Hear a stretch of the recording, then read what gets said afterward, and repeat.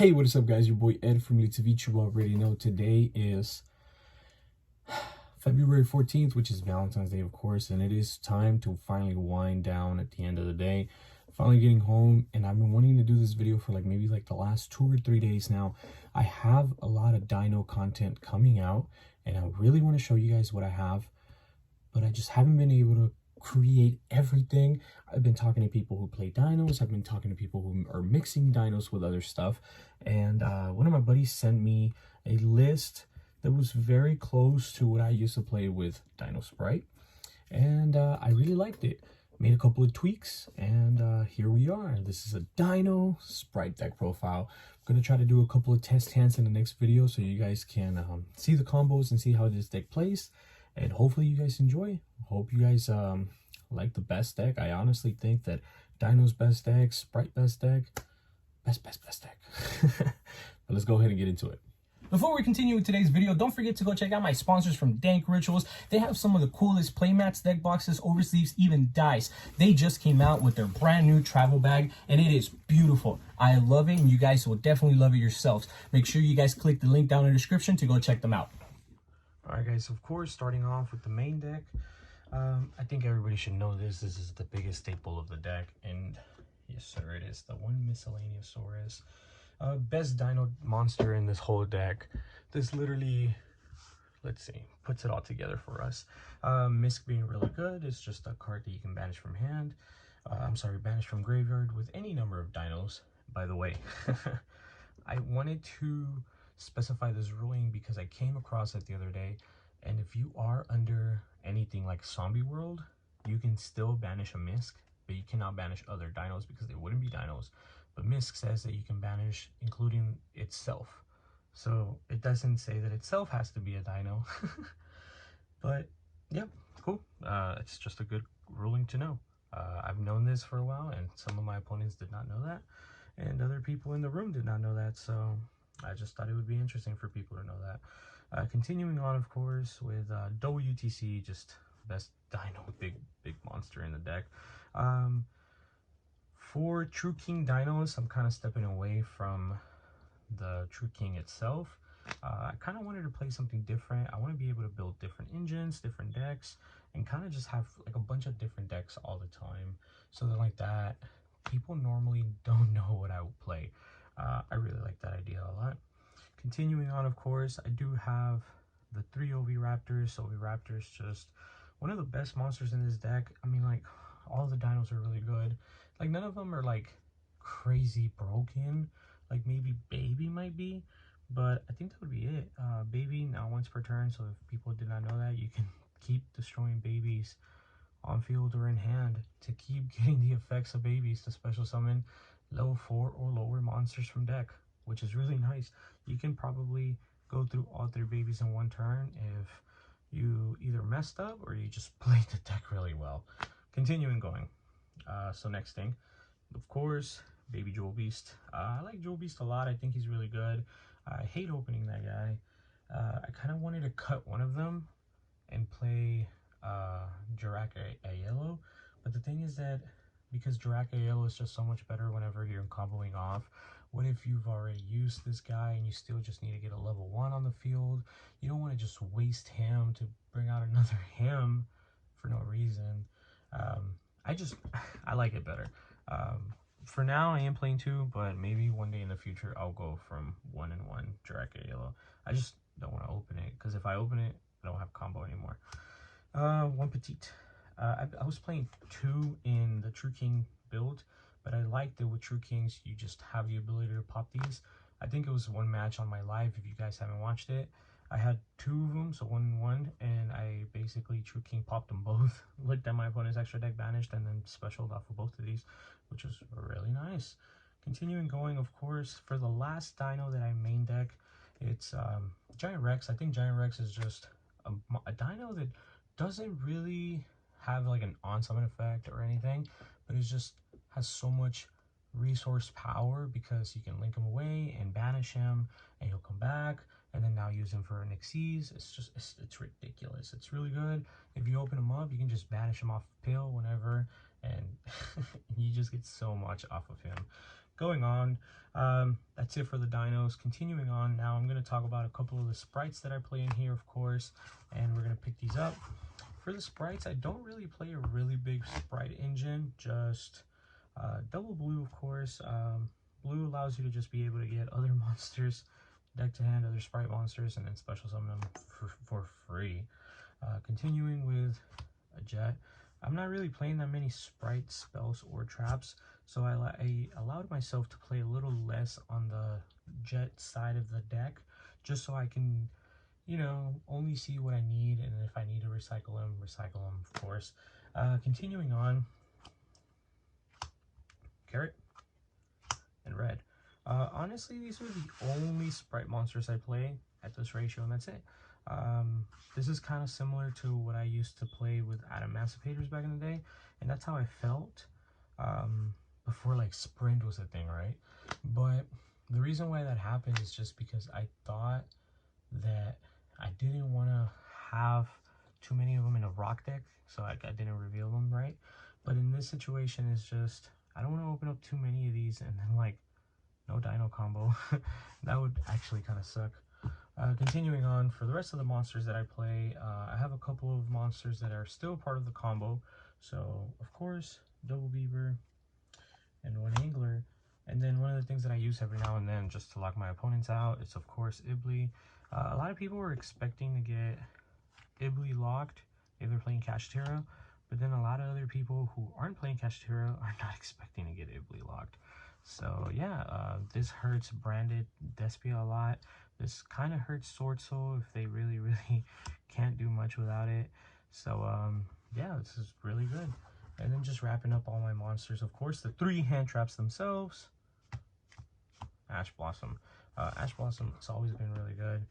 It's a lot better in this format than what it was in last format, but I like what we got going on, and of course, double Ash.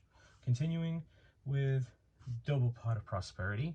Pot of Prosperity really good, helps you dig. There's a lot of stuff in the extra deck that you don't necessarily need depending on if you're going first or second, but this is where we're at with 2 pots.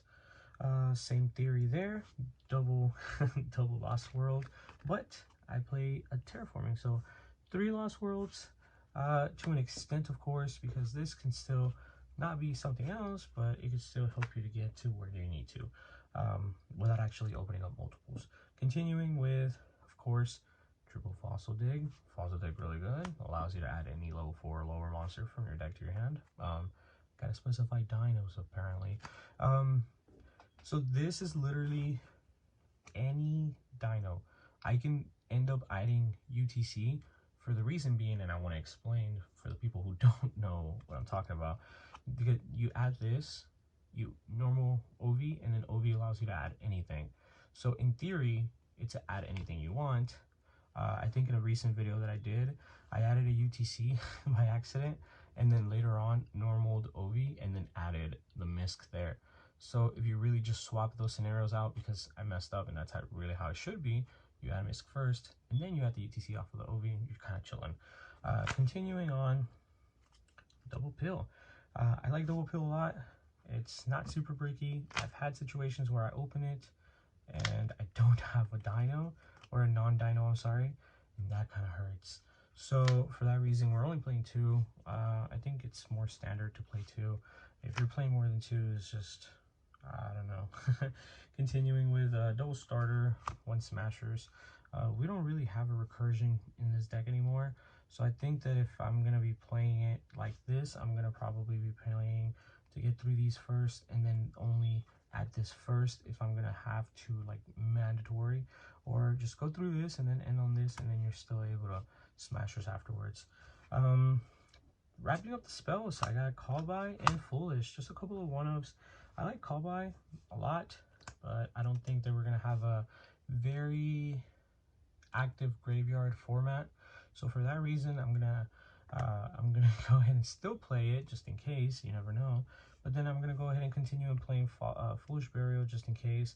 Yeah, Kashtira's Macro Cosmo card hurts a lot, but then there's always those rogue matches, and a lot of people are playing a lot of rogue right now. Surprise, surprise. I feel like the meta hasn't fully 100% defined, so till that happens, a lot of people will be playing rogue. Wrapping up, I have to have hand traps, imperm. Imperm, too good. Normal summon unicorn, you imperm it. Sometimes they scoop if they don't open up. If they don't open up well, they just kind of scoop there. But yeah, this is the whole main deck. What do you guys think? I've been working on it for a minute.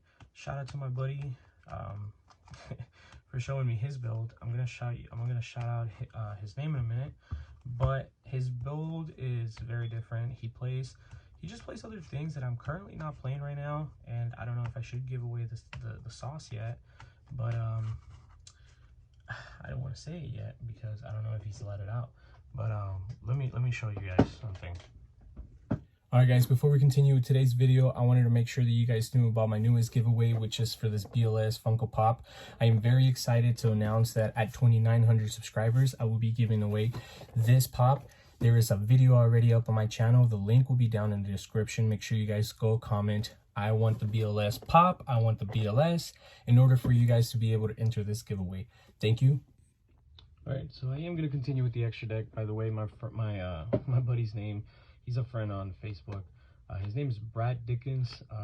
He has a lot of cool, unique ideas for the deck going on. He saw my old build and he said that he thought it was cool, and he kind of had a unique idea of its own post-ban list, of course, because mine was with elf and everything, and I didn't think it was gonna work anymore. But then he was like, "Hey man, you know, it's kind of fire," and I was just like, "Dang, dude, I gotta check that out." But I've been working on it and I like it a lot, actually. Lingaribo, of course, Link Karibo. I played one Elmirage. I think that the one Elmirage kind of helps out sometimes. I kind of want to switch this out for Secure Gardener, so maybe in the near future I will. But so far, just the one Elmirage.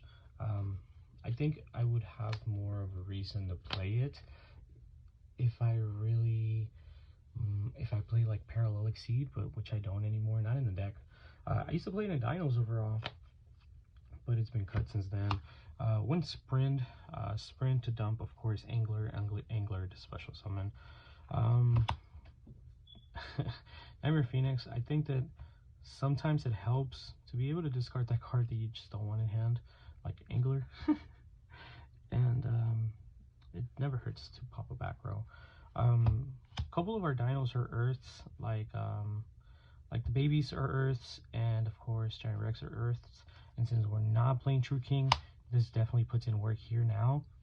Your opponent gets to link away, or I'm sorry, XYZ away their Cashier cards, of course. So if you play it well and you do this on a Fenrir, you're kind of chilling. I actually did that earlier this week. It was so good.